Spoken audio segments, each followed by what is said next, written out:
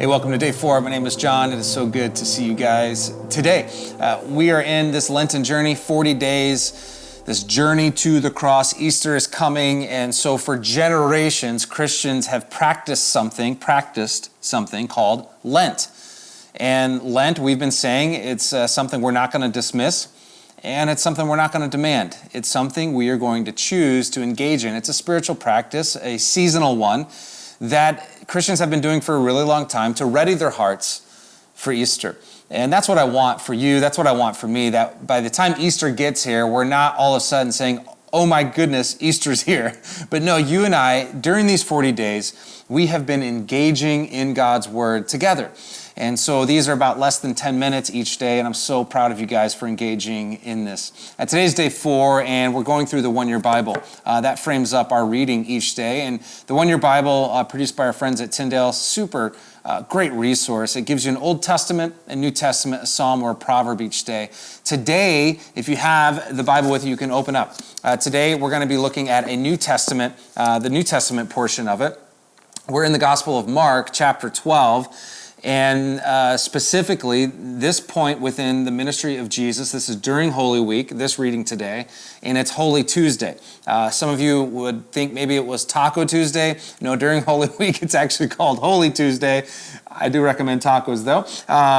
And what's going on, we're about to see, is something really important. In fact, Jesus is about to say something that you got to hear today.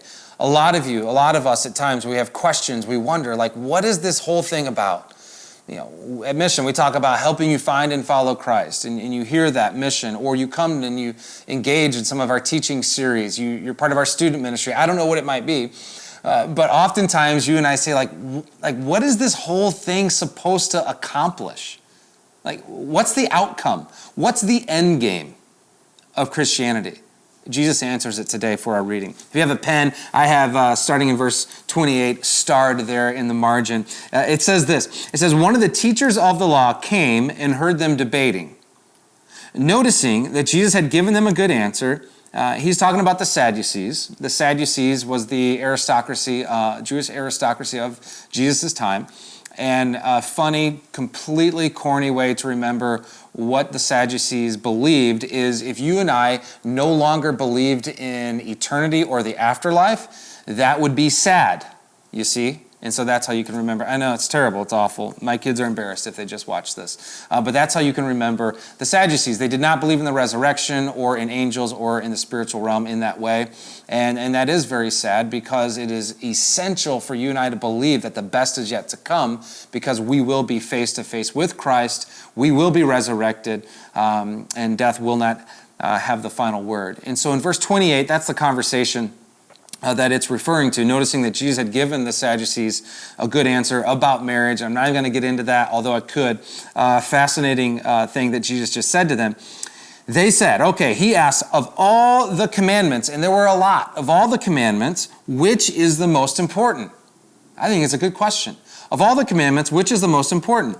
Jesus said, the most important one is this, hear, O Israel, the Lord our God, the Lord is one.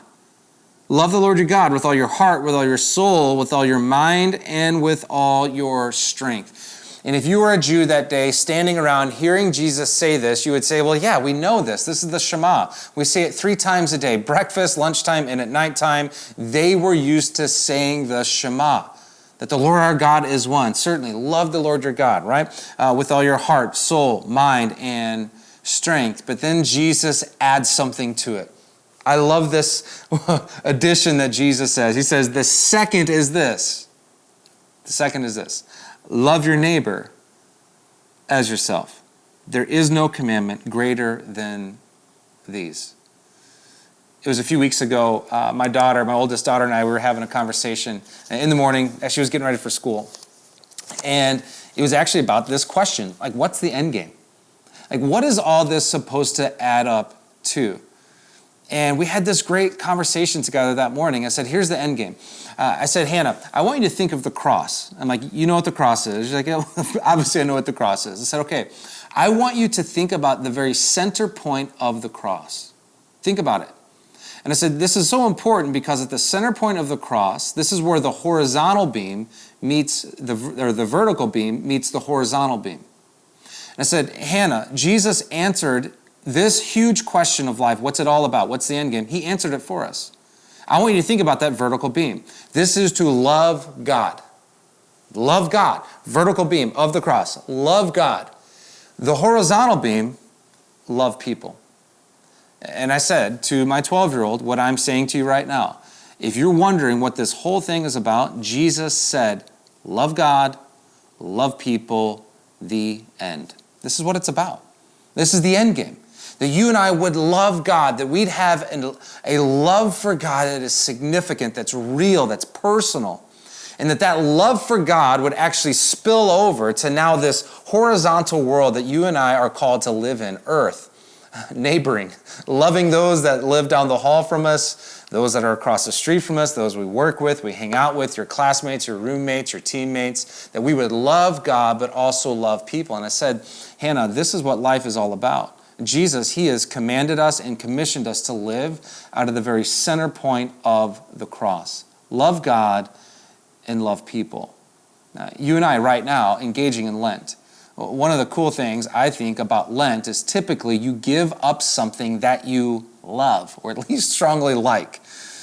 For some of you, you're like, oh my goodness, right? It's day 4 and you're already regretting giving up chocolates. You're like, I need those chocolates. Maybe you've given something else different than chocolates. But here's what is great about this. As you and I give something up for Lent, and I would encourage you to do that. It's not too late to do that. I mean, you can join in at any time. There's no rules on this. As you do this, here's what's happening.